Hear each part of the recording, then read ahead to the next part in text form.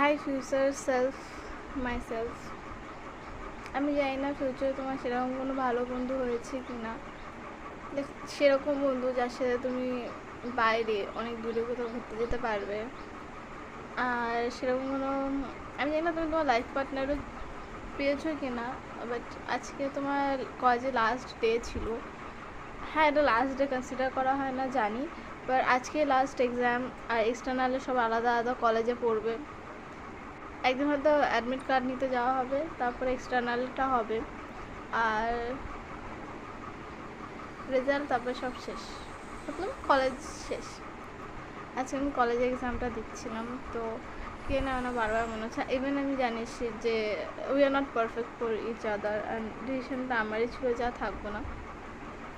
এটা আমার বারবার মনে হচ্ছিল যে একবার লাস্টবার যদি কথা বলা যায়, বাট আমি জানতাম গেলে আবার কোনো, আমি তাকে যেখানে ছেড়েছে সে সেখানেই রয়েছে, সেই একই বিহেভিয়ার, একই জিনিস।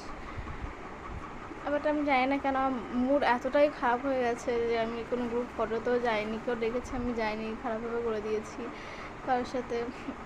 অবশ্যই ভাই, তোরা ফটো তুলতে এসেছিস তোল না ভাই, আমাকে আমি ফটোগ্রাফার দেখছিস তো, আমাকে দেখি ফটোগ্রাফার মনে হচ্ছে নেই কি। যাই হোক, আমি যা করছি ভালো করেছি। তো এটা ছিল তোমার কলেজের লাস্ট এক্সাম, পল সায়েন্স এক্সামের দিন। এরকম দিনটা গেছে, এবং শরীরটা খুবই, শরীরটা খারাপ থেকে বেশি আমার গায়ে জোর নেই। হ্যাঁ, আমার একটা কিছু তুলতে গেলে অনেক কষ্ট হয়ে যাচ্ছে, তো আর অন্য শরীরে কী হয়েছে এটাকে ঠিক করতে হবে। মেন্টালি ঠিক করার জন্য আমি এই বইটা অর্ডার করেছি। এক প্রকার বেসিক নলেজ আমার রয়েছে, স্যার যেটা দিয়েছে, তারপরে এটা পড়ছি। আর কী জানি ভাই, এই লাইক ফিউচার্সে আমি জানি না তুমি ফিউচার অনেক বইটা পড়ছো কি না, বাট এই বইটা না ফার্স্টটা পড়েছি গল্প গল্প, আর মেন জিনিসটা কোথায়, এখন আমি 3-4 পাতায় পড়েছি, সব পড়া হয়নি। তো এটা ছিল। আর কালকে দিনটা, কালকে আমি একটা ভিডিও আপলোড করেছিলাম তোমার জন্য, আর সত্যি মানে কালকে ওটার জন্য আরও বেশি খারাপ হয়ে গেছে।